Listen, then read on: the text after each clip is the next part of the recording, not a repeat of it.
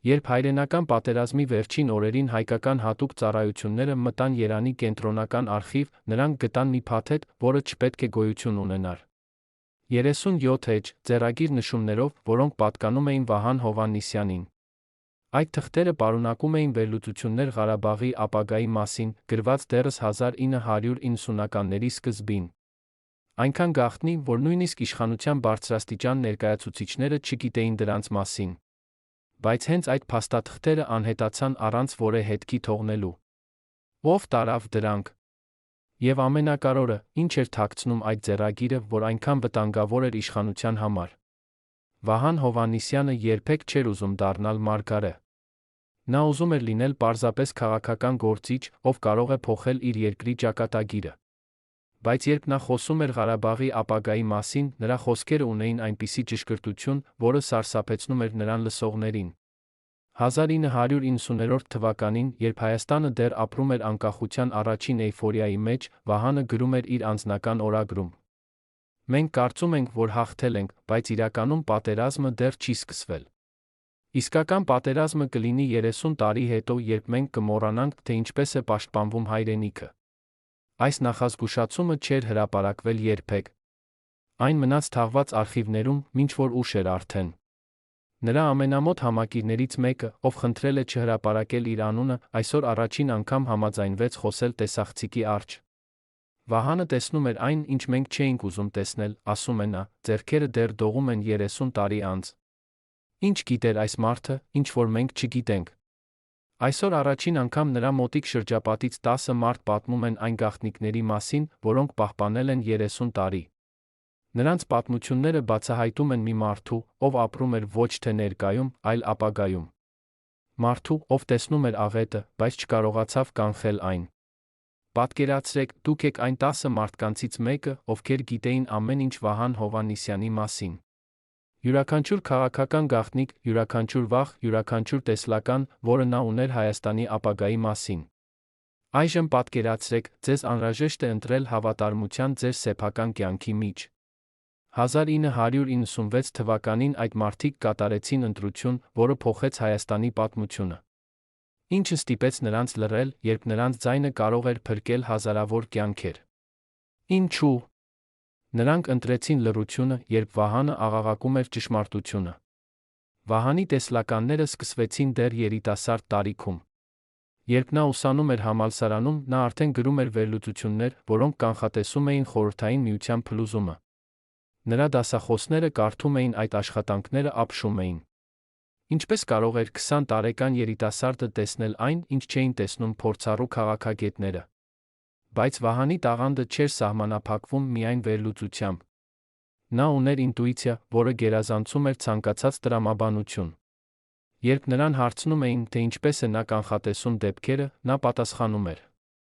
«Ես չեմ կանխատեսում։ Ես պարզապես լսում եմ պատմությունը, երբ այն խոսում է»։ 1992 թվականին, երբ Ղարաբաղյան պատերազմը դեռ շարունակվում էր, Վահանը հավաքեց իր ամենամոտ ընկերներին գաղտնի հանդիպման։ Այդ հանդիպումը տեղի ունեցավ Երանի արվարձանում, հին շենքում, որտեղ ոչ ոք չէր կարող լսել նրանց խոսակցությունը։ Այնտեղ Վահանը ներկայացրեց իր վերլուծությունը, որը սարսափեցրեց բոլորին։ Նա ասաց, որ Հայաստանը կհաղթի այս պատերազմում, բայց այդ հաղթանակը կլինի ժամանակավոր։ Նա նախազգուշացրեց, որ եթե Հայաստանը չկառուցի իրական պետականություն, եթե չստեղծի ուժեղ բանակ տնտեսություն, ապա 30 տարի հետո ամեն ինչ կկորցվի։ Նրա ընկերները մտածեցին, որ նա չափազանցնում է։ Բայց Վահանը շարունակեց պնդել. «Մենք պետք է պատրաստ լինենք երկրորդ պատերազմին, որը կլինի ավելի դաժան, քան առաջինը»։ Այդ հանդիպումից հետո Վահանը սկսեց գրել իր ամենագաղտնի փաստաթուղթը։ Այն էր 37 էջանոց վերլուծությունը, որը հետագայում անհետացավ արխիվներից։ Այդ փաստաթղթում նա նկարագրում էր 3 սցենար Ղարաբաղի ապագայի համար։ Առաջին սցենարը, լավագույնը, ենթադրում էր, որ Հայաստանը կօգտագործի հաղթանակից հետո եկած ժամանակը, կառուցելու ուժեղ պետություն։ Երկրորդ սցենարը, ռեալիստականը, նախազգուշացնում էր կոռուպցիայի քաղաքական անկայունության մասին։ Երրորդ սցենարը, վատագույնը, կանխատեսում էր լիակատար պարտություն նոր պատերազմում։ Վահանը գրել էր. «Եթե մենք ընտրենք երկրորդ ճանապարհը, ապա երրորդ սցենարը դառնում է անխուսափելի։ Այս խոսքերը գրվել էին 1992 թվականին։ 28 տարի անց դրանք իրականություն դարձան։ Բայց ինչու՞։ Վահանի նախազգուշացումները չլսեցին։ Ինչու՞։ Նրա վերլուծությունները մնացին անտեսված։ Պատասխանը կայանում է նրանում, որ Վահանը խոսում էր անհարմար ճշմարտություններ։ Նա քննադատում էր իշխանությունը, երբ բոլորը ուզում էին տոնել հաղթանակը։ Նա խոսում էր վտանգների մասին, երբ բոլորը ուզում էին հավատալ, որ պատերազմը ավարտվել է։ Նրա ձայնը դարձավ անհարմար ձայները միշտ լռեցվում են։ Իշխանությունը սկսեց նրան մեկուսացնել։ Նրա հոդվածները չէին հրապարակվում։ Նրա ելույթները չէին հեռարձակվում։ Նա դարձավ անձ, որի անունը չէր կարելի հիշատակել հրապարակայնորեն։ Վահանի մոտիկ ընկերներից մեկը հիշում է, թե ինչպես էր Վահանը արձագանքում այս մեկուսացմանը։ Նա չէր զայրանում, ասում է նա։ Նա պարզապես շարունակում էր գրել, շարունակում էր վերլուծել, շարունակում էր նախազգուշացնել։ Նա ասում էր, որ պատմությունը կհիշի ճշմարտությունը, նույնիսկ եթե ներկան մերժում է այն։ Բայց այս համառությունը ուներ իր գինը։ Վահանը դառնում էր ավելի մեկուսացված։ Նրա ընտանիքը սկսեց անհանգստանալ նրա անվտանգության համար։ Եղան սպառնալիքներ, որոնք երբեք չհրապարակվեցին։ Եղան փորձեր լռեցնել նրան, որոնք երբեք չհասան դատարան։ 1994 թվականին Վահանը տվեց իր վերջին հրապարակային ելույթը Ղարաբաղի թեմայով։ Այդ ելույթում նա ասաց մի բան, որը այսօր հնչում է որպես մարգարեություն։ Մենք կարող ենք պահել Ղարաբաղը միայն այն դեպքում, եթե մենք արժանի ենք դրան։ Եթե մենք կառուցենք արդար հասարակություն, եթե մենք պաշտպանենք մեր ժողովրդի իրավունքները, եթե մենք ստեղծենք պետություն, որը ծառայում է իր քաղաքացիներին, ոչ թե իշխանությանը։ Բայց եթե մենք թույլ տանք, որ կոռուպցիան ուտի մեր պետականությունը, եթե մենք թույլ տանք, որ անարդարությունը տիրի մեր հասարակությանը, ապա մենք կկորցնենք ամեն ինչ։ Ոչ թե հակառակորդի ուժի պատճառով, այլ մեր սեփական թուլության պատճառով։ Այդ ելույթից հետո Վահանը գրեթե ամբողջությամբ անհետացավ հրապարակային կյանքից։ Նա շարունակեց գրել, բայց նրա գրվածքները այլևս չէին հրապարակվում։ Նա շարունակեց հանդիպել իր ընկերների հետ, բայց այդ հանդիպումները դարձան ավելի գաղտնի։ Նա ապրում էր որպես ուրվական իր սեփական երկրում, մարդ, ով գիտեր չափազանց շատ, հենց դրա համար էլ դարձել էր վտանգավոր։ Նրա ընտանիքը հիշում է, թե ինչպես էր նա անցկացնում իր վերջին տարիները։ Նա նստում էր իր աշխատասենյակում, գրում էր ժամերով։ Երբ նրան հարցնում էին, թե ինչի համար է նա գրում, եթե ոչ ոք չի կարդում, նա պատասխանում էր. Ես գրում եմ ապագայի համար։ Երբեմն մի օր մարդիկ կուզենան իմանալ ճշմարտությունը, այն կլինի այստեղ, սպասելով նրանց։ Բայց Վահանի գրվածքները չսպասեցին ապագային։ Դրանք անհետացան։ Նրա անձնական արխիվը, որը պարունակում էր տասնամյակների վերլուծություններ, կանխատեսումներ, գողացվեց նրա տնից։ Ոստիկանությունը երբեք չգտավ գողերին։ Նրա համակարգիչը ոչնչացվեց այնպես, որ ոչինչ չէր կարելի վերականգնել։ Նրա ամենամոտ ընկերները ստացան նախազգուշացումներ չխոսել Վահանի գրվածքների մասին։ Ամեն ինչ արվեց այնպես, որ Վահան Հովհաննիսյանի մարգարեությունները մնային մոռացված։ Բայց ինչու՞։ Ո՞վ էր վախենում այդ ճշմարտություններից այնքան, որ պատրաստ էր ոչնչացնել դրանք։ Պատասխանը գտնվում է նրանում, թե ով օգտվեց Վահանի լռությունից։ Երբ Վահանը նախազգուշացնում էր կոռուպցիայի մասին, որոշ մարդիկ արդեն կառուցում էին իրենց կայսրությունները այդ կոռուպցիայի վրա։ Երբ Վահանը խոսում էր պետական բարեփոխումների անհրաժեշտության մասին, որոշ մարդիկ արդեն օգտվում էին պետական թուլությունից։ Երբ Վահանը նախազգուշացնում էր նոր պատերազմի վտանգի մասին, որոշ մարդիկ արդեն հարստանում էին պաշտպանության բյուջեի հաշվին։ Վահանի ձայնը սպառնում էր բացահայտել այս ամբողջ համակարգը։ Հենց դրա համար էլ այդ ձայնը պետք է լռեցվեր։ Այսօր, երբ Ղարաբաղը կորել է, երբ Վահանի մարգարեությունները իրականություն են դարձել, մենք վերադառնում ենք այն հարցին, որը պետք է տանջեր մեզ բոլորիս։ Ինչու՞։ Մենք չլսեցինք։ Ինչու՞։ Մենք թույլ տվեցինք, որ ճշմարտությունը թաղվի։ Ինչու՞։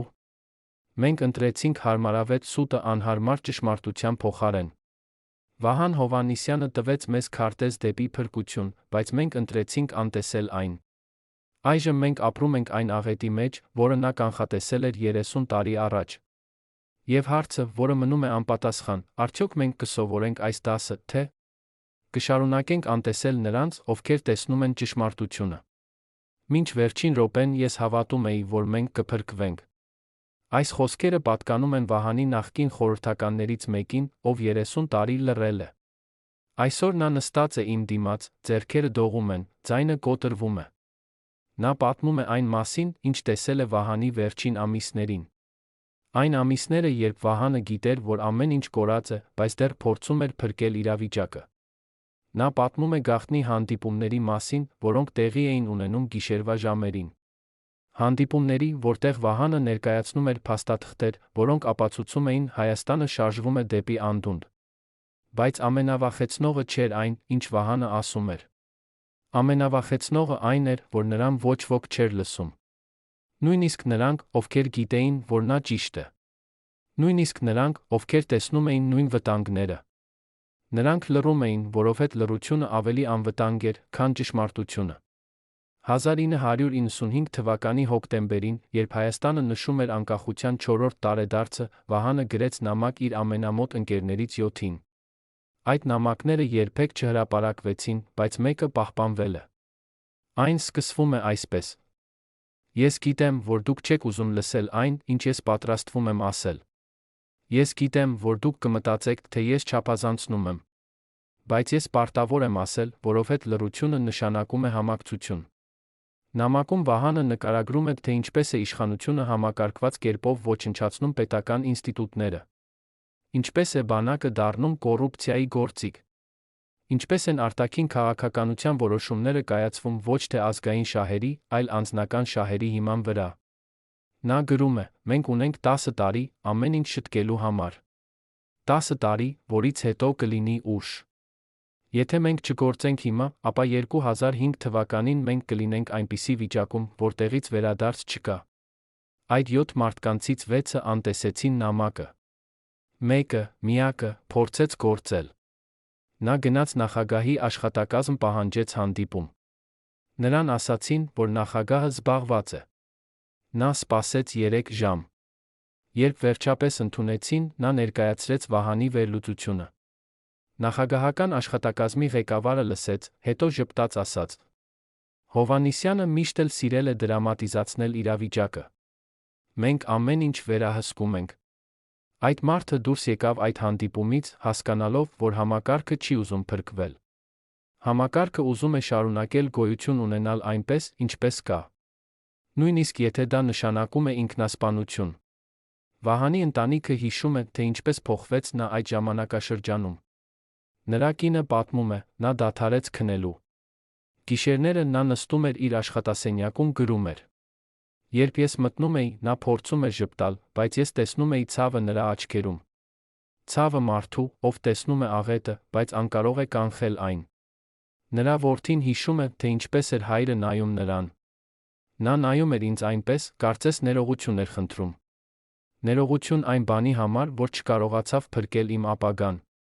Այս հիշողությունները ցույց են տալիս ոչ թե քաղաքական գործչի, այլ հոր մարդու, ով գիտեր, որ իր երեխաները կժառանգեն այն աղետը, որը նա չկարողացավ կանխել։ Բայց Վահանը չհանձնվեց։ Նա սկսեց գործել այլ ուղիներով։ Եթե իշխանությունը չէր լսում, նա կփորձեր հասնել ժողովրդին։ 1996 թվականին նա սկսեց գրել հոդվածներ փոքր անկախ թերթերում։ Հոդվածներ, որոնք բացատրում էին պարզ լեզվով, թե ինչ վտանգներ են սպառնում Հայաստանին։ Նա գրեց Ադրբեջանի նավթային եկամուտների մասին, թե ինչպես այդ գումարները կօգտագործվեն զինվորական ուժի կառուցման համար։ Նա գրեց Ռուսաստանի փոխվող շահերի մասին, թե ինչպես Հայաստանը դառնում է խաղաքարտ մեծ ուժերի խաղում։ Նա գրեց ներքին կոռուպցիայի մասին, թե ինչպես այն թուլացնում է պետականությունը ներսից։ Յուրաքանչյուր հոդված էր նախազգուշացում։ Յուրաքանչյուր հոդված էր աղաղակ օգնության համար։ Բայց այդ հոդվածները կարդում էին քչերը։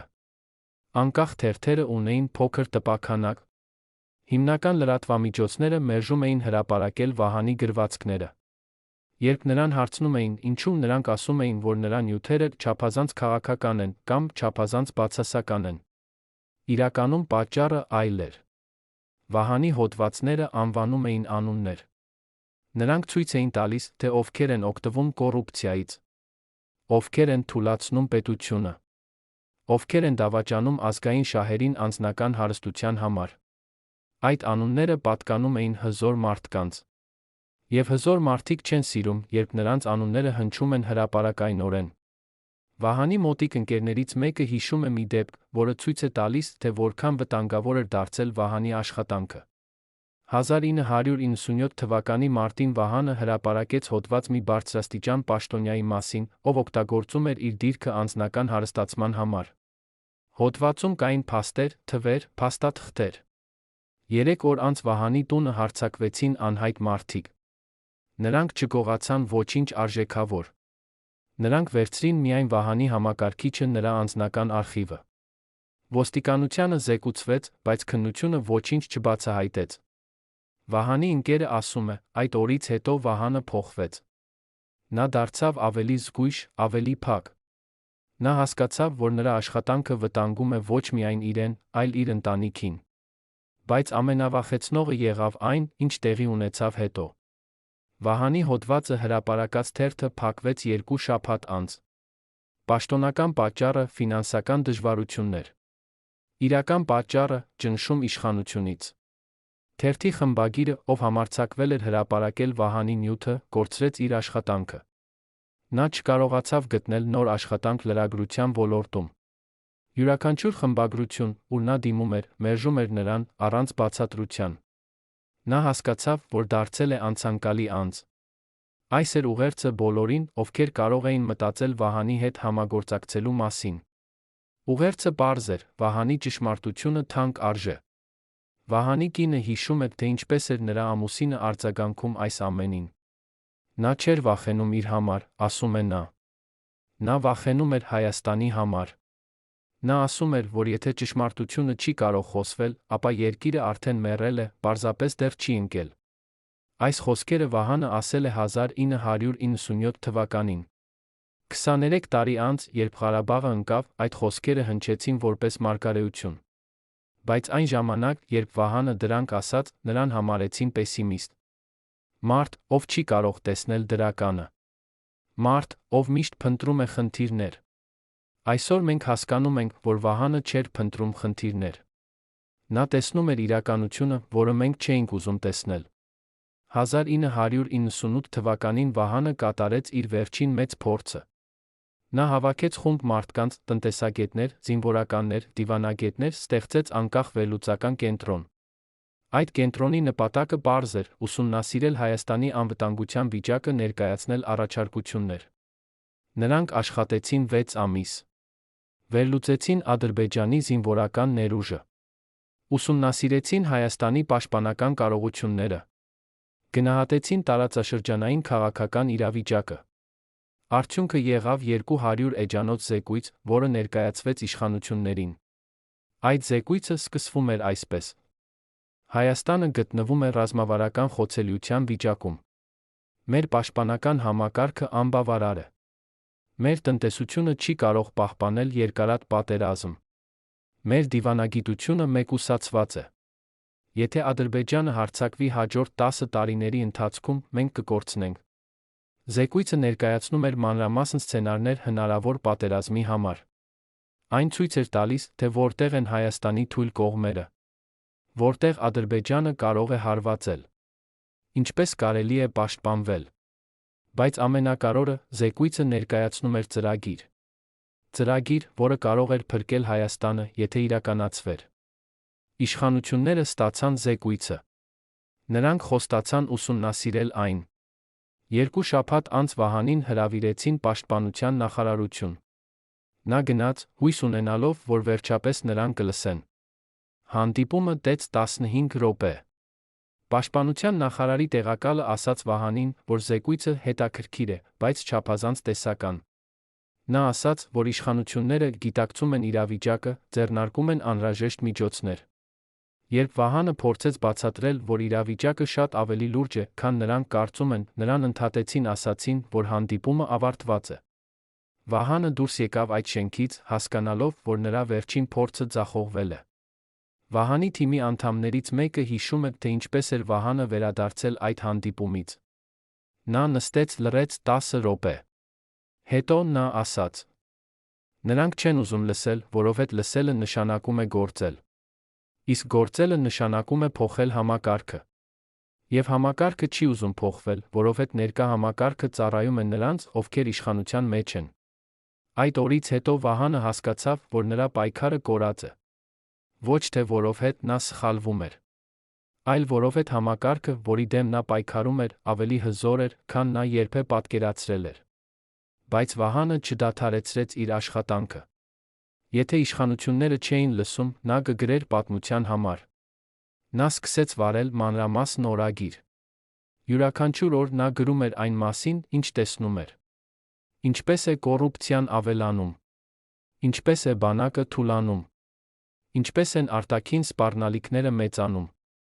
Նա գրում էր անուններ, ամսաթվեր, փաստեր։ Նա գրում էր այնպես, կարծես գիտեր, որ մի օր ինչ-որ մեկը կուզենա իմանալ ճշմարտությունը։ Նա գրում էր, որովհետև լռությունը նշանակում էր համակցություն։ Եվ Վահանը երբեք չէր կարող համակցել այն ամենին, ինչ տեղի էր ունենում։ Նրա օրագրի վերջին գրառումը թվագրված է 1999 թվականի դեկտեմբերի 12-ով։ Այն ասում է. «Այսօր լսեցի, որ պաշտպանության բյուջեի զգալի մասը ծախսվել է ոչ թե զինամթերքի, այլ անհայտ խորհրդատվական ծառայությունների վրա։ Ես գիտեմ, թե ինչ է նշանակում խորհրդատվական ծառայություններ։ Դա նշանակում է գրպանների լցնում։ Դա նշանակում է, որ մեր զինվորները չեն ստանում այն, ինչ նրանց անհրաժեշտ է։ Դա նշանակում է, որ երբ պատերազմը գա, մենք չենք պատրաստ լինի»։ Ես գրում եմ այս խոսքերը, գիտակցելով, որ ոչ ոք չի կարդա դրանք այսօր։ Բայց մի օր, երբ աղետը կգա, ինչ-որ մեկը կվերցնի այս էջերը կհարցնի. ինչու՞։ Մենք չգործեցինք, երբ դեռ ժամանակ կար։ Այդ օրագիրը այսօր չգոյություն ունի։ Այն անհետացավ Վահանի մահից հետո։ Բայց մի մարդ, ով կարդացել էր այն, հիշում է դրա բովանդակությունը։ Նա ասում է. «Այդ օրագիրը պատմություն էր մեր ինքնասպանության մասին։ Պատմություն այն մասին, թե ինչպես մենք ընտրեցինք կոռուպցիան անվտանգության փոխարեն։ Ինչպես մենք ընտրեցինք անձնական շահը ազգային շահի փոխարեն։ Ինչպես մենք ընտրեցինք հարմարավետ սուտը անհարմար ճշմարտության փոխարեն»։ Վահանը գրեց այդ ամենը ոչ թե մեղադրելու համար, այլ նախազգուշացնելու համար։ Բայց մենք չլսեցինք։ 1999 թվականի վերջին Վահանը տվեց իր վերջին հարցազրույցը փոքր ռադիոկայանին։ Այդ հարցազրույցում նրան հարցրին, արդյոք նա հուսահատված է։ Վահանը պատասխանեց. «Ես հուսահատված չեմ, ես ռեալիստ եմ։ Հուսահատությունը նշանակում է հավատալ, որ ոչինչ չի կարող փոխվել։ Ես հավատում եմ, որ ամեն ինչ կարող է փոխվել, եթե մենք ընտրենք փոխել այն։ Բայց ես նա տեսնում եմ, որ մենք չենք ընտրում փոխել։ Մենք ընտրում ենք շարունակել նույն ճանապարհով, որը տանում է դեպի անդունդ։ Եվ երբ մենք կհասնենք այդ անդունդին, մենք կհարցնենք. ինչու՞։ Ոչ ոք չնախազգուշացրեց մեզ։ Բայց ճշմարտությունն այն է, որ մենք նախազգուշացվել ենք։ Մենք պարզապես ընտրել ենք չլսել»։ Այդ հարցազրույցը հնչեց միայն մեկ անգամ։ Ռադիոկայանը ստացավ զանգ իշխանություններից, այլևս չհրավիրել Վահան Հովհաննիսյանին։ Կայանի տնօրենը, ով համարձակվել էր հրավիրել Վահանին, կորցրեց իր աշխատանքը 2 ամիս անց։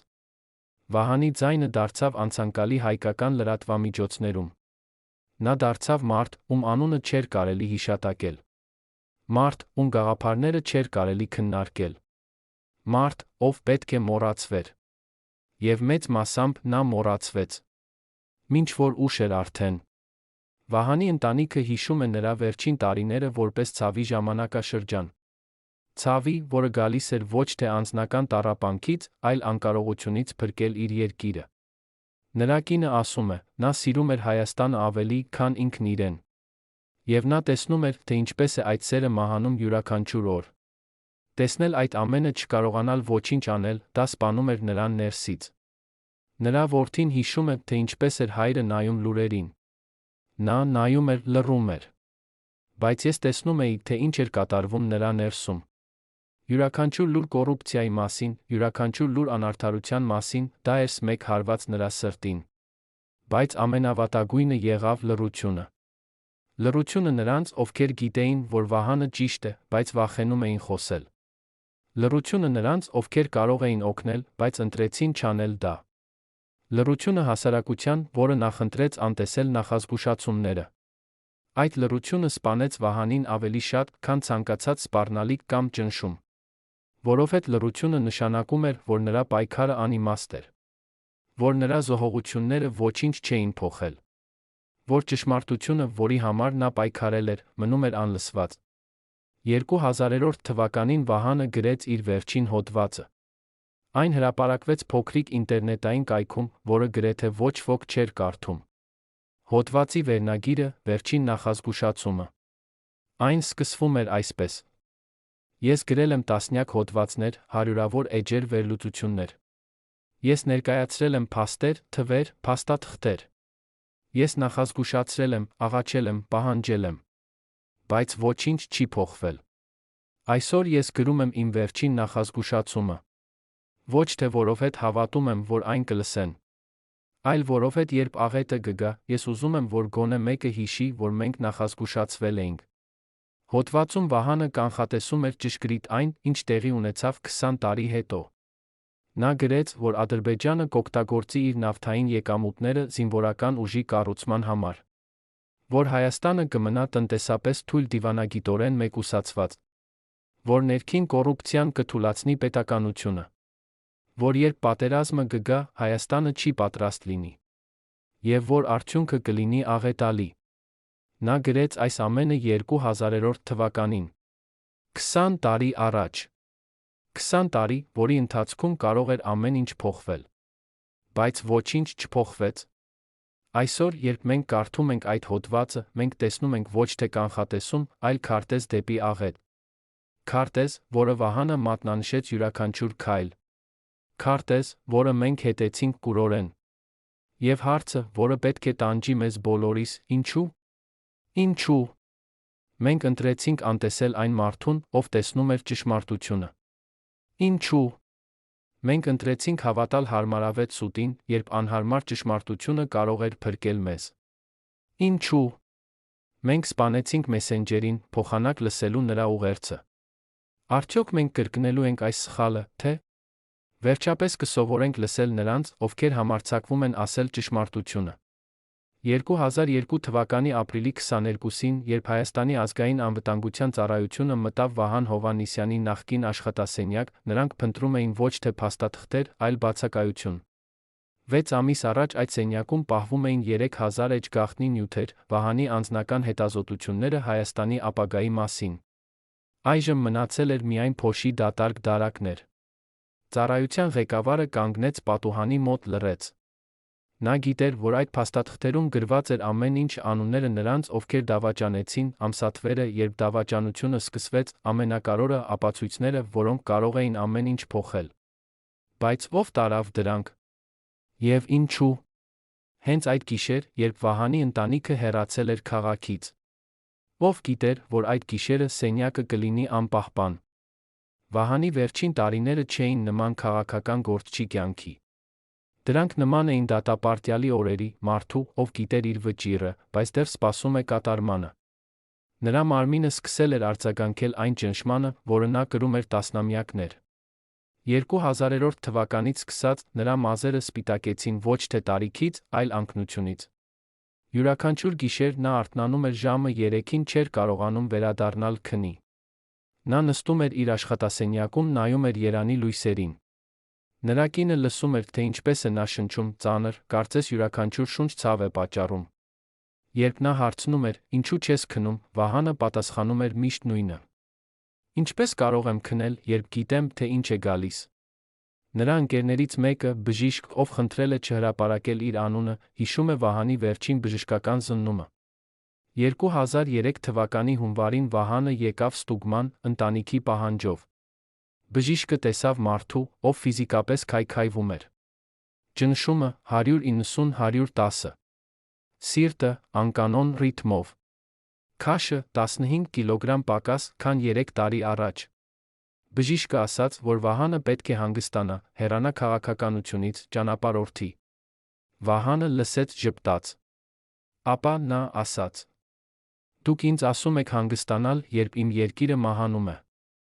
Ասա ինձ, բժիշկ, ինչպես կարող է մարդը հանգստանալ, երբ նա տեսնում է, որ իր տունը այրվում է, բայց ոչ ոք չի հավատում նրան։ Բժիշկը չգտավ պատասխան։ Բայց ամենավախեցնողը չէր Վահանի ֆիզիկական վիճակը։ Ամենավախեցնողը նրա աչքերն էին։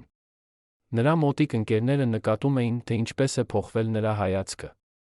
Երբեմն, երբ նա նստում էր լռությամբ, նրա աչքերը դառնում էին դատարկ, կարծես նա տեսնում էր ինչ-որ բան, որը ուրիշները չէին կարող տեսնել։ Նրա որդին հիշում է մի պահ, որը երբեք չի մոռանա։ 2004 թվականի ամռանը նրանք նստած էին պատշգամբում։ Վահանը նայում էր Արարատին հանկարծ ասաց. «Տեսնում ես այդ լեռը։ Մեր պապերը մահացել են դրա համար։ Մեր հայրերը պատերազմել են դրա համար։ Իսկ մենք պարզապես նայում ենք, թե ինչպես է ամեն ինչ կորչում»։ Նրա ձայնը չէր դողում։ Այն պարզապես հնչում էր դատարկ, կարծես ամեն հույսը լքել էր նրան։ 2005 թվականին տեղի ունեցավ դեպք, որը ցույց տվեց, թե որքան վտանգավոր էր դարձել Վահանի գոյությունը իշխանության համար։ Մարտի 15-ին Վահանը պետք է ելույթ ունենար փոքր համալսարանական դահլիճում։ Թեման՝ Հայաստանի անվտանգության մարտահրավերները։ 150 ուսանող գրանցվել էր միջոցառմանը։ 3 ժամ առաջ համալսարանի ռեկտորը ստացավ զանգ կրթության նախարարությունից։ Միջոցառումը չեղարկվեց տեխնիկական պատճառներով։ Ուսանողները, ովքեր եկել էին լսելու Վահանին, գտան փակ դռներ։ Վահանը կանգնեց դահլիճի դիմաց, տեսավ իր վերջին լսարանը ցրված փողոցում։ Նա չելույթ ունեցավ այդ օրը։ Նա պարզապես կանգնեց, լռեց։ Ուսանողներից մեկը հիշում է, նրա լռությունը ավելի բարձր էր աղաղակում, քան ցանկացած ելույթ կարող էր։ Այդ օրից հետո Վահանը հասկացավ, որ նրա ձայնը ամբողջությամբ լռեցվել է հրապարակային տարածքում։ Բայց նա չդադարեցրեց իր աշխատանքը։ Եթե նա չէր կարող խոսել հրապարակայնորեն, նա կգրեր գաղտնի։ 2005 թվականից 2008 թվական, այս 3 տարիների ընթացքում Վահանը ստեղծեց իր ամենակարևոր աշխատանքը։ 1000 էջանոց ուսումնասիրություն, որը վերլուծում էր Հայաստանի անվտանգության յուրաքանչյուր ասպեկտ։ Նա աշխատում էր գիշերները, երբ բոլորը քնած էին։ Նա գրում էր ձեռքով, որովհետև վախենում էր, որ նրա համակարգիչը հետվում է։ Նա թաքցնում էր էջերը տարբեր վայրերում, որպեսզի եթե մեկ տեղից գողանան, մյուսները մնան։ Այդ ուսումնասիրության մեջ Վահանը բացահայտեց ինչ-որ բան, որը սարսափեցրեց նույնիսկ նրան։ Նա հետեց գումարների հոսքին պաշտպանության բյուջեից հայտնաբերեց, որ զգալի մասը անհետանում էր։ Ոչ թե ծախսվում էր անարդյունավետ, այլ պարզապես անհետանում էր։ Նա հետեց այդ գումարներին, հասավ անունների։ Անուններ, որոնք պատկանում էին ամենահզոր մարդկանց երկրում։ Նա փաստաթղթավորեց ամեն ինչ՝ ամսաթվեր, գումարներ, բանկային հաշիվներ։ Նա ստեղծեց քարտեզ կոռուպցիայի, որը ցույց էր տալիս, թե ինչպես է Հայաստանի պաշտպանությունը դարձել անձնական հարստացման գործիք։ Եվ նա հասկացավ, որ այս փաստաթղթերը նրան դարձնում են ամենավտանգավոր մարդը երկրում։ Վահանի ընտանիքը նկատեց, որ նա դարձել է ավելի զգույշ։ Նա ստուգում էր, թե արդյոք նրան հետում են։ Նա փոխում էր իր երթուղիները։ Նա խուսափում էր հեռախոսով խոսել կարևոր թեմաների մասին։ Երբ նրան հարցնում էին, ինչու, նա ասում էր. «Ես գիտեմ չափազանց շատ։ Եվ կան մարդիկ, ովքեր չեն ուզում, որ ես գիտեմ այն, ինչ գիտեմ»։ Նրա կինը սկսեց անհանգստանալ նրա անվտանգության համար։ Նա աղաչում էր նրան դադարեցնել, հեռանալ երկրից, փրկել իրեն ընտանիքը։ Բայց Վահանը մերժում էր։ «Եթե ես հեռանամ, ասում էր նա, ապա ով կասի ճշմարտությունը։ Եթե բոլորը, ովքեր գիտեն, լռեն կամ փախչեն, ապա սուտը դառնում է միակ ձայնը»։ 2007 թվականի նոյեմբերին տեղի ունեցավ դեպք, որը ցույց տվեց, որ Վահանի վախերը հիմնավոր էին։ Նրա տունը մտան գիշերվա ժամերին։ Ընտանիքը քնած էր։ Մուտքը բացվեց բանալիով, առանց կոտրելու։ Ինչ-որ մեկը գիտեր, թե որտեղ է բանալին։ Գողերը չվերցրին ոչինչ արժեքավոր։ Նրանք գնացին ուղիղ Վահանի աշխատասենյակ։ Նրանք վերցրին նրա համակարգիչը, նրա արտաքին կրիչները, նրա անձնական նոթատետրերը։ Բայց նրանք չգտան հիմնական արխիվը, որովհետև Վահանը պահում էր այն այլ վայրում։ Առավոտյան, երբ Վահանը տեսավ, թե ինչ է տեղի ունեցել, նա չզարմացավ։ Նա պարզապես ասաց իր կնոջը. «Սա սկիզբն է։ Նրանք փորձում են վախեցնել ինձ։ Բայց ես չեմ վախենում»։ Ոստիկանությունը եկավ, գրանցեց դեպքը, հեռացավ։ Քննություն երբեք չիրականացվեց։ Ոչ ոք չձերբակալվեց։ Վահանի ընկերները խորհուրդ տվեցին նրան տեղադրել անվտանգության համակարգ, վարձել պահակներ։ Բայց Վահանը մերժեց։ Եթե նրանք ուզում են ինձ լռեցնել, ասաց նա, ապա ոչ մի անվտանգության համակարգ չի փրկի ինձ։ Միակ պաշտպանությունը ճշմարտության հրապարակումն է։ Եթե ամեն ինչ դուրս գա, ապա նրանք չեն կարող ինձ վնասել, առանց բացահայտելու իրենց։ Այս տրամաբանությունը ճիշտ էր, բայց Վահանը չգիտեր, որ նրա հակառակորդները արդեն ունեին այլ պլան։ 2008 թվականի ապրիլին Վահանը ավարտեց իր 1000 էջանոց ուսումնասիրությունը։ Նա պատճենեց այն 3 օրինակով տարածեց 3 տարբեր վայրերում։ Մեկը՝ իր տանը, թաքնված հատուկ տեղում։ Մեկը՝ իր ամենավստահելի ընկերոջ մոտ։ Երրորդը՝ բանկային պահատուփում։ Նա մտածեց, որ այսպես ապահովել է, որ ճշմարտությունը չի կարող ոչնչացվել։ Բայց նա չգիտեր, որ նրա շարժումները հետվում էին։ Նա չգիտեր, որ նրա հեռախոսը լսվում էր։ Նա չգիտեր, որ նրա ամենավստահելի ընկերը ստիպված էր դավաճանել նրան։ Ոչ թե որովհետև ուզում էր, այլ որովհետև սպառնացել էին նրա ընտանիքին։ 2008 թվականի օգոստոսի 5-ին, երբ Ռուսաստանը Վրաստանը պատերազմում էին, Վահանը նստած էր իր աշխատասենյակում, նայում էր լուրերին։ Նա տեսավ ռուսական տանկերը, որոնք շարժվում էին դեպի Թբիլիսի։ Նա տեսավ վրացական բանակի փլուզումը։ Եվ նա հասկացավ, որ այն, ինչ տեղի է ունենում Վրաստանում, մի օր կարող է տեղի ունենալ Հայաստանում։ Նա վերցրեց թուղթ, սկսեց գրել։ Նա գրեց վերլուծություն, որը բացատրում էր, թե ինչու Վրաստանը պարտվեց, ինչ դասեր պետք է սովորի Հայաստանը։ Նա գրեց, որ փոքր երկիրը չի կարող հույս դնել միայն դաշնակիցների վրա։ Որ փոքր երկիրը պետք է ունենա ուժեղ բանակ, ուժեղ տնտեսություն, ուժեղ հասարակություն։ Որ կոռուպցիան, անարդարությունը սպանում են երկիրը ավելի արագ, քան ցանկացած արտաքին թշնամի։ Այդ վերլուծությունը Վահանը ուղարկեց 10 լրատվամիջոցի։ 10 լրատվամիջոցը մերժեցին հրապարակել այն։ Ոմանք ասացին, որ այն չափազանց քաղաքական է։ Ուրիշները ասացին, որ այն վնասում է դաշնակցային հարաբերություններին։ Իրականում բոլորը վախենում էին։ Վախենում էին հրապարակել ինչ-որ բան, որը քննադատում էր Ռուսաստանի գործողությունները։ Վախենում էին հրապարակել ինչ-որ բան, որը քննադատում էր Հայաստանի պաշտպանական քաղաքականությունը։ Վախենում էին հրապարակել ճշմարտությունը, որովհետև ճշմարտությունը դարձել էր վտանգավոր։ Վահանը հասկացավ, որ նրա ձայնը ամբողջությամբ լռեցվել է։ Ոչ մի հարթակ չի տա նրան խոսելու հնարավորություն։ Նա դարձել է անձ, ով գոյություն չունի հրապարակային տարածքում։ Բայց ամենավատագույնը դեռ առաջ էր։ 2008 թվականի սեպտեմբերի 12-ին Վահանի ամենավստահելի ընկերը եկավ նրա տուն։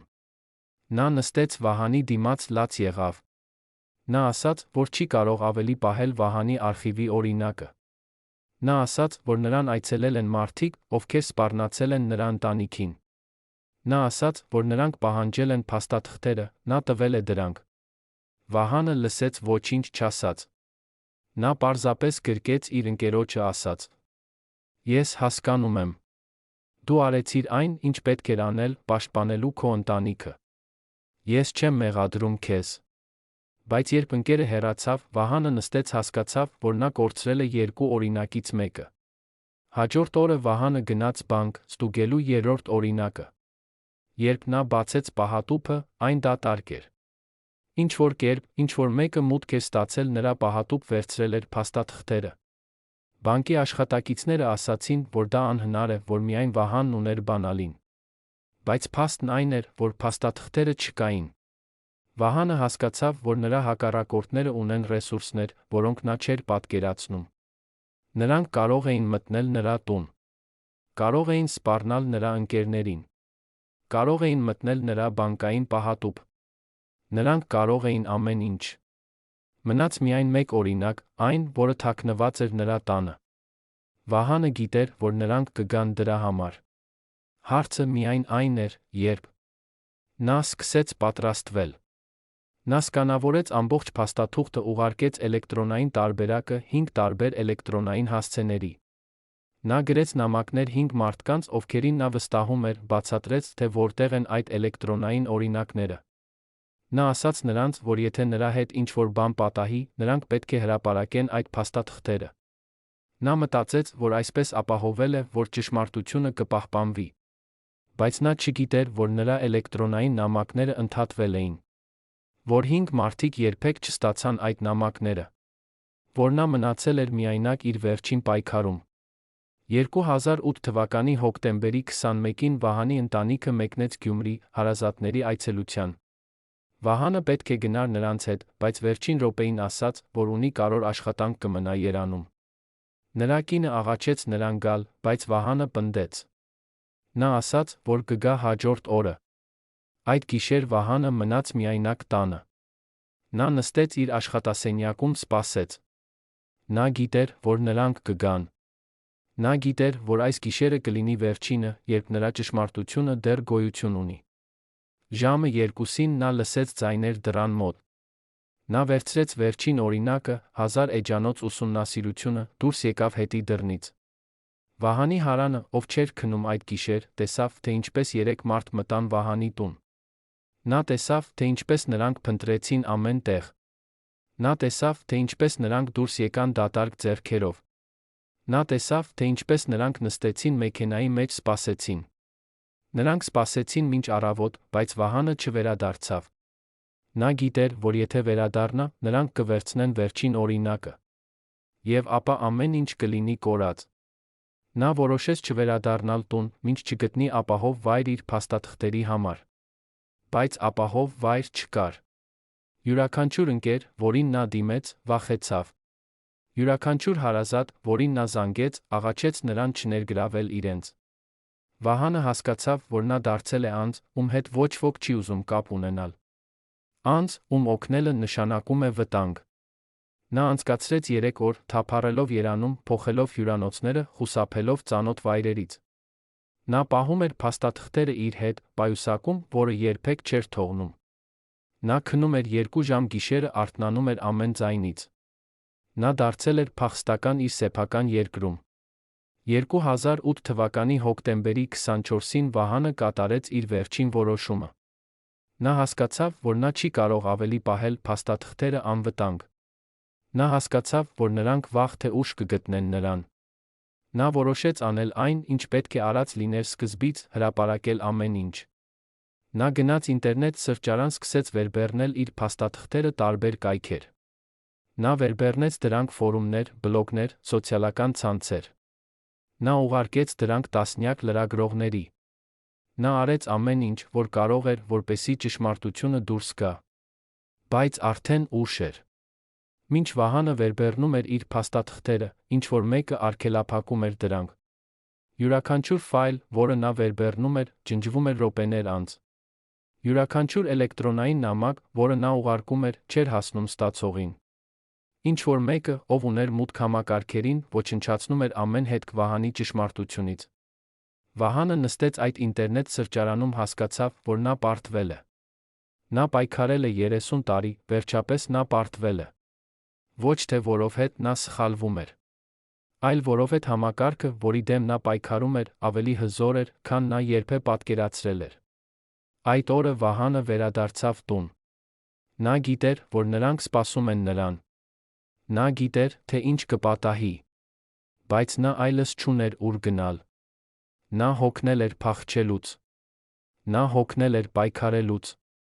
Նա ուզում էր տեսնել իր ընտանիքը վերջին անգամ։ Երբ նա մտավ տուն, ամեն ինչ լուռ էր։ Նրա կինը, որդին դեռ Գյումրիում էին։ Նա նստեց իր աշխատասենյակում, սպասեց։ Նա սպասեց, բայց ոչ ոք չեկավ։ Նրանք արդեն վերցրել էին այն, ինչ ուզում էին։ Նրանք ոչնչացրել էին նրա փաստաթղթերը էլեկտրոնային տարածքում։ Նրանք վախեցրել էին նրա բոլոր ընկերներին։ Նրանք դարձրել էին նրան անձ, ում ոչ ոք չի հավատում։ Նրանք չէին սպանել նրան։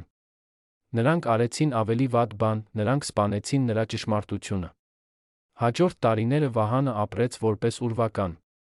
Նա չխոսեց հրապարակայնորեն։ Նա չգրեց հոդվածներ։ Նա պարզապես գոյություն ուներ։ Նրա ընտանիքը տեսավ, թե ինչպես է նա մարում ներսից։ Տեսավ, թե ինչպես է մարդը, ով երբեմն լի էր կրքով հույսով, դառնում դատարկ թաղանթ։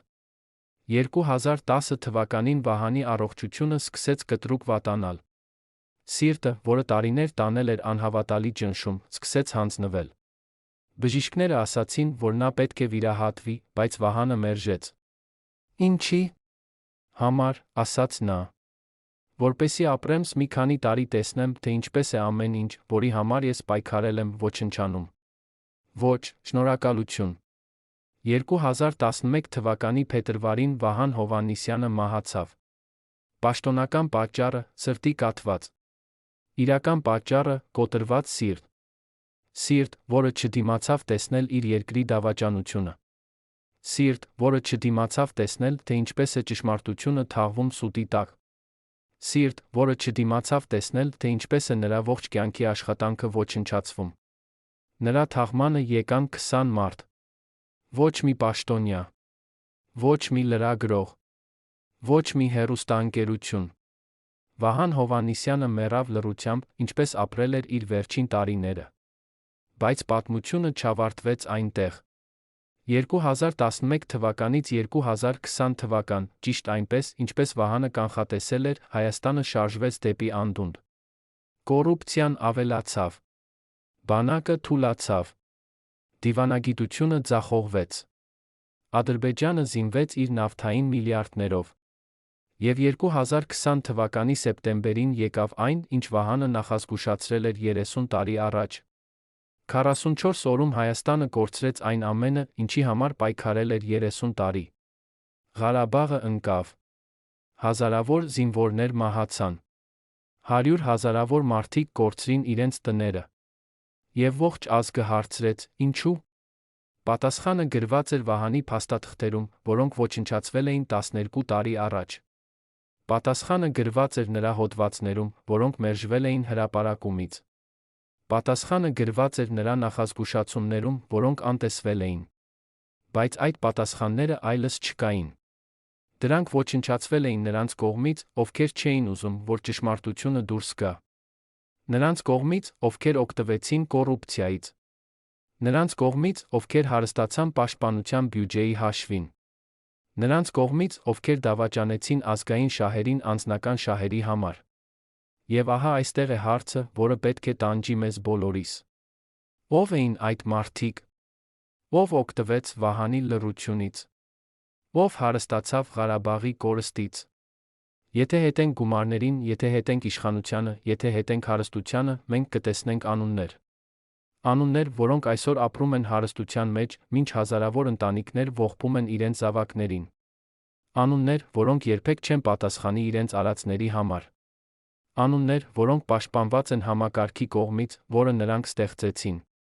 Դա է արդարությունը։ Դա է այն, ինչի համար մեր զինվորները մահացան։ Դա է այն, ինչի համար Վահան Հովհաննիսյանը պայքարեց իր ողջ կյանքը։ Վահանի որդին այսօր 28 տարեկան է։ Նա ապրում է երկրում, որը կորցրեց այն ամենը, ինչի համար նրա հայրը պայքարել է։ Երբ նրան հարցնում են հոր մասին, նա ասում է՝ իմ հայրը մարգարե չէր։ Նա պարզապես տեսնում էր իրականությունը, որը մենք չէինք ուզում տեսնել։ Նա նախազգուշացրեց մեզ, բայց մենք սպանեցինք մեսենջերին։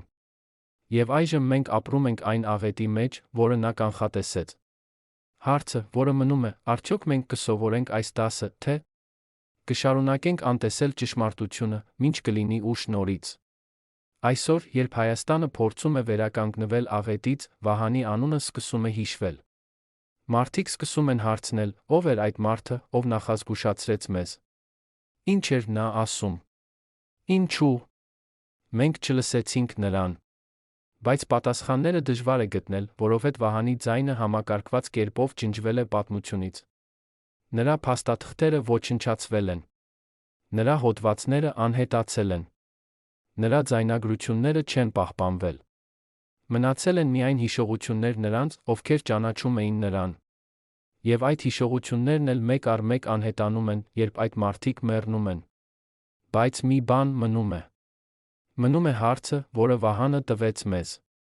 Հարցը, որը մենք պետք է պատասխանենք, եթե ուզում ենք, որ նրա զոհողությունը չլինի անիմաստ։ Հարցն այն է, ինչ տեսակի երկիր ենք մենք ուզում ունենալ։ Երկիր, որտեղ ճշմարտությունը կարող է խոսվել, թե երկիր, որտեղ ճշմարտությունը թաղվում է։ Երկիր, որտեղ կոռուպցիան պատժվում է, թե երկիր, որտեղ կոռուպցիան պարգևատրվում է։ Երկիր, որտեղ ազգային շահերը գերակայում են անձնական շահերից, թե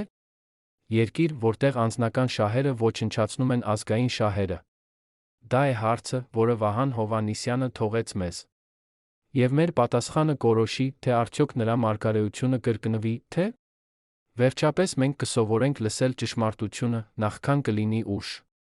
2019 թվականի մայիսի 21-ին, երբ հայկական հասարակությունը դեռ ապրում էր հեղափոխության էյֆորիայի մեջ, մի խումբ ակտիվիստներ որոշեց բացել Վահան Հովհաննիսյանի հին արխիվները։ Նրանք մտածում էին, որ գտնելու են քաղաքական վերլուծություններ, հնացած փաստաթղթեր, պատմական նշանակություն ունեցող, բայց այլս ոչ արդիական նյութեր։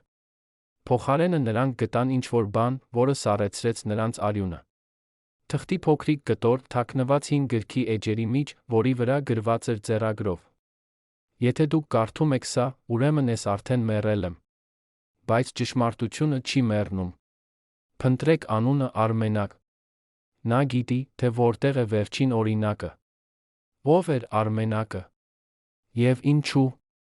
Վահանը թաքցրել էր այս ուղերձը այնպես, որ միայն իրական փնտրողները կարող էին գտնել այն։ Արդյոք հնարավոր էր, որ Վահանի ճշմարտությունը դեռ գոյություն ունի ինչ-որ տեղ, սպասելով իր պահին։ Արմենակ Սարգսյանը 68 տարեկան մարդ էր, ով ապրում էր Դիլիջանի փոքրիկ տանը։ 30 տարի նա աշխատել էր որպես արխիվապահ ազգային գրադարանում։ Ոչ ոք չէր կասկածում, որ այս հանդարտ, անտեսանելի մարդը պահպանում էր Հայաստանի ամենավտանգավոր գաղտնիքը։ Երբ ակտիվիստները գտան նրան, ցույց տվեցին Վահանի նշումը, Արմենակը լաց եղավ։ Նա լաց եղավ առաջին անգամ 11 տարում։ Նա ասաց. Ես սպասեցի այս օրվան 30 տարի։ 30 տարի ես ապրեցի վախի մեջ, որ նրանք կգտնեն ինձ, նախքան ճիշտ ժամանակը կգա։ Բայց Վահանը ասել էր ինձ. սպասիր, մինչ հասարակությունը պատրաստ լինի լսել։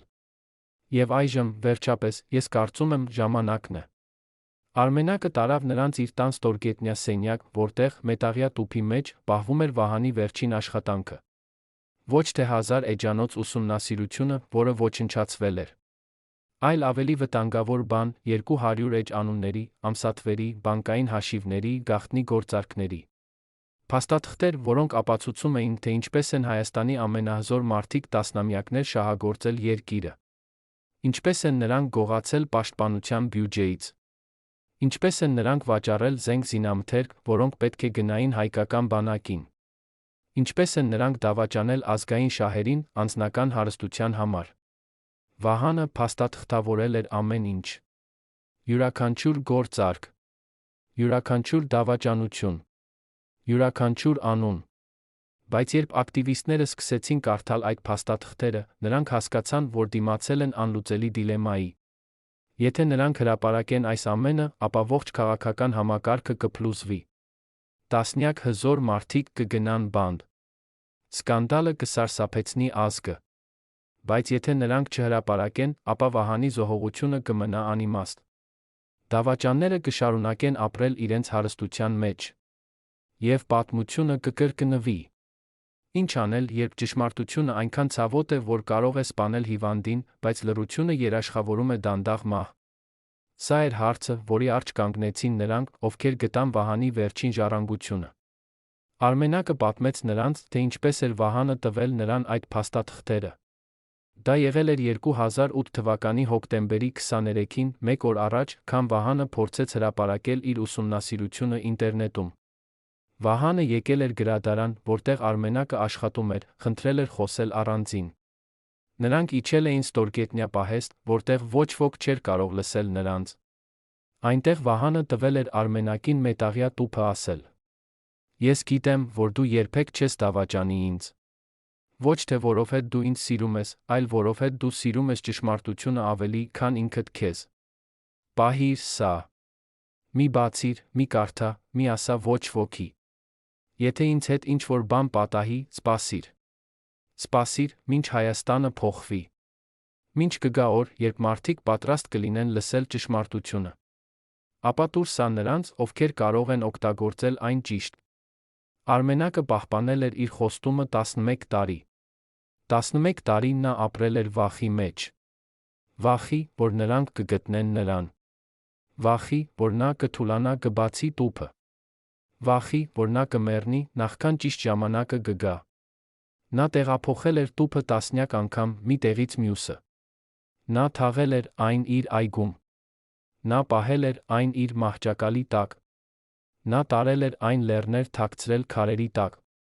Յուրաքանչյուր անգամ, երբ նա լսում էր անսովոր ձայն, նա մտածում էր՝ նրանք եկել են։ Բայց նրանք երբեք չեկան։ Ոչ թե որովհետև նրանք չէին փնտրում, այլ որովհետև Վահանը այնքան խելացի էր թաքցրել իր վերջին գաղտնիքը, որ նույնիսկ ամենահզոր մարդիկ չէին կարող գտնել այն։ Բայց այժմ, երբ տուփը բացվել էր, երբ փաստաթղթերը կարդացվել էին, սկսվեց իրական պայքարը։ Ակտիվիստները բաժանվեցին երկու ճամբարի։ Մի խումբը ուզում էր անմիջապես հրապարակել ամեն ինչ։ Նրանք ասում էին, որ ժողովուրդն ունի իրավունք իմանալ ճշմարտությունը, անկախ հետանքներից։ Որ արդարությունը պահանջում է, որ դավաճանները պատասխանեն իրենց արածների համար։ Որ Վահանի հիշատակը պահանջում է, որ նրա պայքարը չմնա անիմաստ։ Մյուս խումբը վախենում էր։ Նրանք ասում էին, որ եթե այս ամենը հրապարակվի, ապա երկիրը կընկնի քաոսի մեջ։ Որ հասարակությունը դեռ չի պատրաստ այսպիսի ցնցման համար։ Որ ճշմարտությունը պետք է դուրս գա աստիճանաբար, զգուշորեն, հաշվարկված կերպով։ Վիճաբանությունները տեցին շաբաթներ։ Յուրաքանչյուր կողմ ուներ իր փաստարկները։ Յուրաքանչյուր կողմ հավատում էր, որ ճիշտ է։ Բայց ժամանակը անցնում էր, որոշում պետք է կայացվեր։ Վերջապես նրանք որոշեցին անել այն, ինչ Վահանը կաներ։ Նրանք որոշեցին ասել ճշմարտությունը, անկախ հետանքներից։ Որովհետև լռությունը, նույնիսկ բարի նպատակներով, միշտ ծառայում է դավաճաններին, ոչ թե ճշմարտությանը։ 2019 թվականի հուլիսի առաջին օրը նրանք հրապարակեցին Վահանի փաստաթղթերը ինտերնետում։ Ամբողջ փաթեթը։ 200 էջ անունների, ամսաթվերի, ապացույցների։ Եվ Հայաստանը ցնցվեց։ Առաջին 24 ժամում փաստաթղթերը ներբեռնվեցին միլիոն անգամ։ Հայկական սոցիալական ցանցերը պայթեցին։ Մարդիկ չէին կարող հավատալ այն, ինչ կարդում էին։ Անուններ, որոնք նրանք ճանաչում էին։ Դեմքեր, որոնք նրանք տեսել էին հեռուստացույցով։ Մարդիկ, ովքեր ներկայացնում էին իրենց որպես հայրենասերներ, բայց իրականում գողացել էին միլիարդներ։ Մարդիկ, ովքեր խոսել էին Ղարաբաղի պաշտպանության մասին, բայց վաճառել էին զենքը, որը պետք է պաշտպաներ Ղարաբաղը։ Մարդիկ, ովքեր դարձել էին միլիարդատերեր, մինչ զինվորները մարտնչում էին հնացած զենքերով։ Ցասումը, որը տարիներ կուտակվել էր, պայթեց մի օրում։ Բայց ամենաշոկայինը չէր անունները։ Ամենաշոկայինը ամսաթվերն էին։ Վահանի փաստաթղթերը ցույց էին տալիս, որ կոռուպցիան սկսվել էր ոչ թե 2000-ականներին, այլ դեռ 90-ականներին։ Որ այն շարունակվել էր անընդհատ, անկախ նրանից, թե ով էր իշխանության մեջ։ Որ դա չէր մեկ կառավարության մեղքը, այլ ամբողջ համակարգի։ Համակարգի, որը ստեղծվել էր հենց այդ նպատակով, թույլ տալու որոշ մարդկանց հարստանալ ազգի հաշվին։ Վահանը փաստաթղթավորել էր, թե ինչպես էր այս համակարգը աշխատում։ Ինչպես էին պաշտոնյաները ստանում իրենց տոկոսները։ Ինչպես էին բիզնեսմենները վճարում պաշտպանություն։ Ինչպես էր ամբողջ շղթան կազմակերպված, ներքից մինչ վեր։ Հրապարակումից 3 օր անց սկսվեցին ձերբակալությունները։ Առաջին անգամ Հայաստանի պատմության մեջ բարձրաստիճան պաշտոնյաներ ձերբակալվեցին կոռուպցիայի համար, հիմնվելով ոչ թե լուրերի, այլ փաստաթղթային ապացույցների վրա։ Վահանի աշխատանքը, որը 11 տարի թաքնված էր մնացել, դարձավ ամենահզոր զենքը արդարության պայքարում։ 14 մարդ ձերբակալվեց առաջին շաբաթում։ 27 մարդ առաջին ամսում։ Նրանցից շատերը փորձեցին փախչել երկրից, բայց սահմանները փակվել էին։ Ուրիշները փորձեցին ժխտել, բայց ապացույցները անհերքելի էին։ Վահանը գրել էր ամեն ինչ այնպիսի մանրամասնությամբ, որ ոչ մի փաստաբան չէր կարող պաշտպանել իր հաճախորդին։ Բայց ամենակարևորը չէր ձերբակալությունները։ Ամենակարևորը հասարակության արթնացումն էր։ Տասնամյակներ հայկական հասարակությունը ապրել էր ընդունելով կոռուպցիան որպես անխուսափելիություն։ Մարդիկ ասում էին, այդպես է ամենուր, ոչինչ չի կարելի փոխել, համակարգը ավելի ուժեղ է, քան մենք։ Բայց Վահանի փաստաթղթերը ցույց տվեցին, որ կոռուպցիան ոչ թե անխուսափելիություն է, այլ ընտրություն։ Որ կան կոնկրետ մարդիկ, ովքեր կատարեցին կոնկրետ արարքներ։ Որ այդ մարդիկ կարող են պատասխանատվության ենթարկվել։ Որ համակարգը կարող է փոխվել, եթե մենք պահանջենք դա։ Այս գիտակցումը փոխեց ամեն ինչ։ Վահանի որդին, ով 30 տարեկան էր այն ժամանակ, տեսավ, թե ինչպես է իր հոր անունը վերականգնվում։ Տեսավ, թե ինչպես են մարդիկ, ովքեր երբեք չէին լսել Վահանի մասին, սկսում խոսել նրա մասին որպես հերոսի։ Տեսավ, թե ինչպես են փողոցներում հայտնվում պաստառներ Վահանի նկարով գրությամբ, նա նախազգուշացրեց մեզ։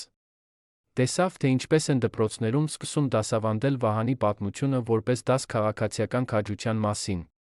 Բայց նա տեսավ ինչ-որ բան, որը անհանգստացրեց նրան։ Նա տեսավ, թե ինչպես են մարդիկ փորձում դարձնել Վահանին սրբություն։ Փորձում մոռանալ, որ նա եղել է պարզապես մարդ, ով վախենում էր, ով կասկածում էր, ով երբեմն սխալվում էր։ Մարդ, ով ընտրեց ասել ճշմարտությունը, նույնիսկ երբ դա արժեր նրան ամեն ինչ։ Վահանի որդին տվեց հարցազրույց, որտեղ ասաց. Իմ հայրը չէր ուզում դառնալ հերոս։ Նա ուզում էր, որ Հայաստանը փրկվի։ Նա ուզում էր, որ մարդիկ լսեն նրան ոչ թե նրա մահից հետո, այլ երբ դեռ ժամանակ կար ինչ-որ բան փոխելու համար։ Բայց մենք չլսեցինք։ Եվ հիմա, երբ մենք վերջապես լսում ենք, արդեն ուշ է։ Ղարաբաղը կորած է։ Հազարավոր կյանքներ կորած են։ Իմ հոր ողջ կյանքի աշխատանքը չկարողացավ կանխել այդ աղետը։ Բայց գուցե, եթե մենք սովորենք նրա պատմությունից, գուցե մենք կարող ենք կանխել հաջորդ աղետը։ Դա է միակ բանը, որը կարող է տալ իմաստ նրա զոհողությանը։ 2020 թվականի սեպտեմբերին, երբ Ղարաբաղյան երկրորդ պատերազմը սկսվեց, Վահանի փաստաթղթերը ձեռք բերեցին նոր նշանակություն։ Մարդիկ վերադարձան դրանց տեսան, որ Վահանը նախազգուշացրել էր ճիշտ այն սցենարի մասին, որը տեղի էր ունենում։ Նա գրել էր, որ Ադրբեջանը կօգտագործի անօդաչու տեխնոլոգիա։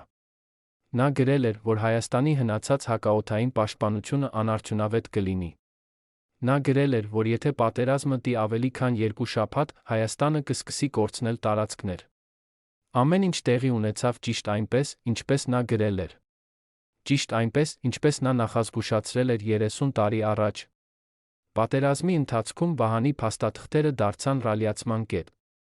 Մարդիկ ասում էին, եթե մենք լսած լինեինք Վահանին, մենք չէինք լինի այստեղ։ Եթե մենք պատժած լինեինք դավաճաններին, երբ դեռ ժամանակ կար, մենք չէինք կորցնի մեր զինվորներին այսօր։ Եթե մենք կառուցած լինեինք իրական պետականություն, փոխանակ թույլ տալու կոռուպցիային ուտել մեզ ներսից, մենք չէինք լինի այս աղետի մեջ։ Այս գիտակցումը ցավոտ էր, բայց անհրաժեշտ էր։ Որովհետև միայն ճանաչելով մեր սխալները, մենք կարող ենք սովորել դրանցից։ 44 օրվա պատերազմը ավարտվեց Հայաստանի պարտությամբ։ Ղարաբաղը, որի համար 2 սերունդ պայքարել էր, կորավ մի ամսում։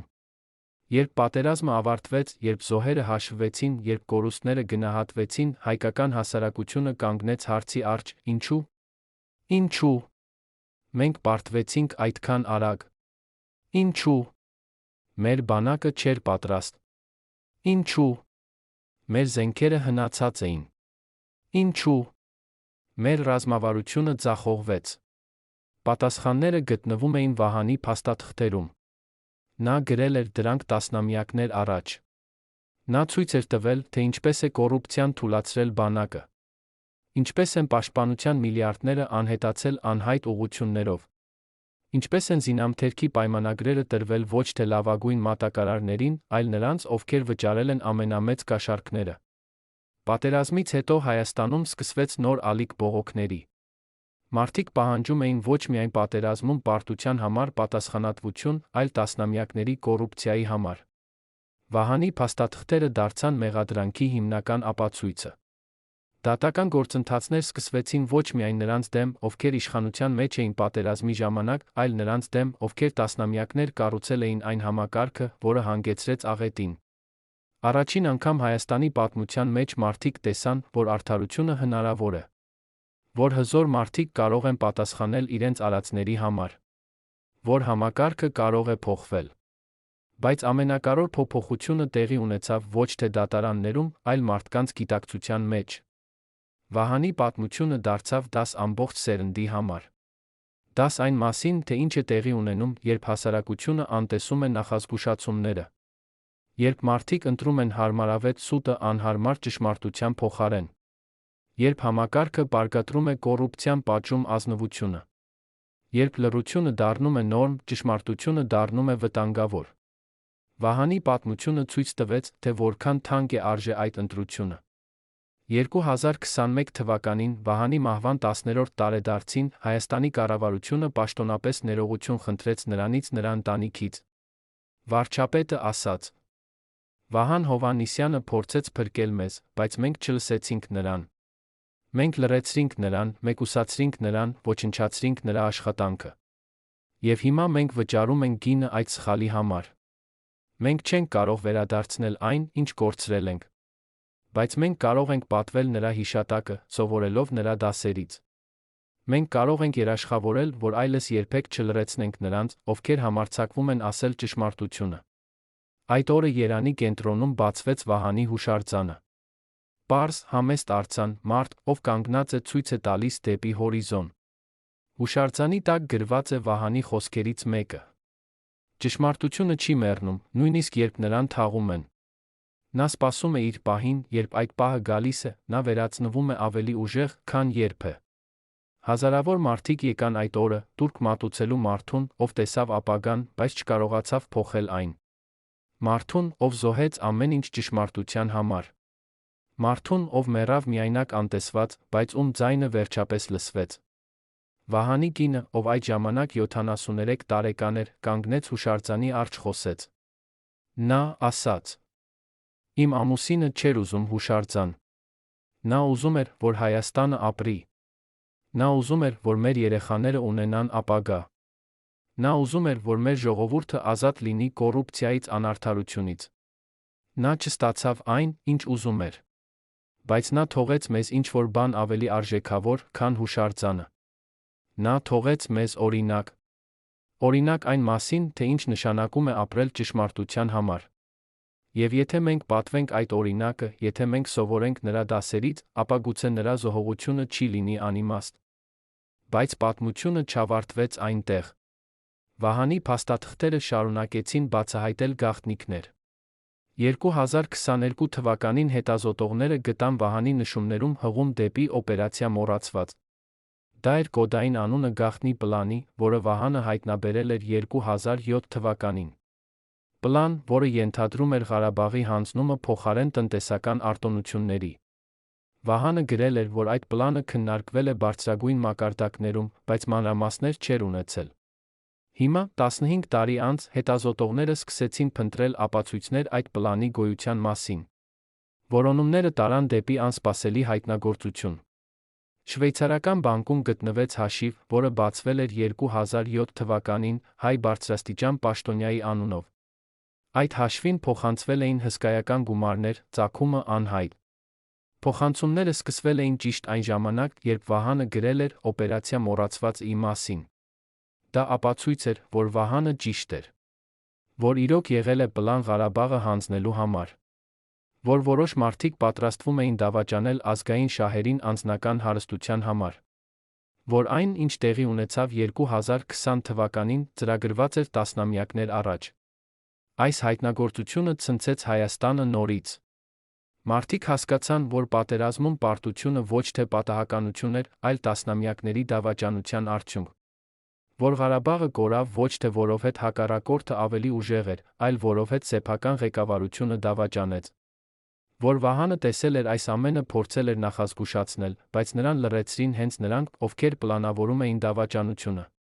Այս ճշմարտությունը այնքան ցավոտ էր, որ շատերը չէին ուզում հավատալ դրան։ Բայց ապացույցները անհերքելի էին։ Վահանի որդին, ով այդ ժամանակ արդեն 40 տարեկան էր, որոշեց նվիրել իր կյանքը հոր գործի շարունակմանը։ Նա ստեղծեց հիմնադրամ, որի նպատակն էր պաշտպանել նրանց, ովքեր համարձակվում են ասել ճշմարտությունը։ Հիմնադրամը տրամադրում էր իրավական օգնություն աշխատողներին, ովքեր բացահայտում էին կոռուպցիա։ Ֆինանսական աջակցություն լրագրողներին, ովքեր հետաքննում էին իշխանության չարաշահումները։ Պաշտպանություն ակտիվիստներին, ովքեր պայքարում էին արդարության համար։ Հիմնադրամի անունը՝ Վահանի ձայնը։ Նրա նպատակը երաշխավորել, որ այլս երբեք ոչ մի վահան չի լռեցվի։ Տարիներ անցան։ Հայաստանը դանդաղ սկսեց վերականգնվել աղետից։ Կոռուպցիան չանհետացավ ամբողջությամբ, բայց այն այլս չէր նորմը։ Մարդիկ սովորեցին պահանջել հաշվետվողականություն։ Սովորեցին չլռել անարդարության դեմ։ Սովորեցին արժորել նրանց, ովքեր ասում են ճշմարտությունը։ Վահանի պատմությունը դարձավ մաս ազգային գիտակցության։ Յուրաքանչյուր երեխա դպրոցում սովորում էր նրա մասին։ Յուրաքանչյուր քաղաքացի գիտեր, թե ինչ է տեղի ունենում, երբ հասարակությունը անտեսում է նախազգուշացումները։ Բայց մի հարց մնում էր անպատասխան։ Հարց, որը Վահանը տվել էր իր վերջին գրվածքներից մեկում։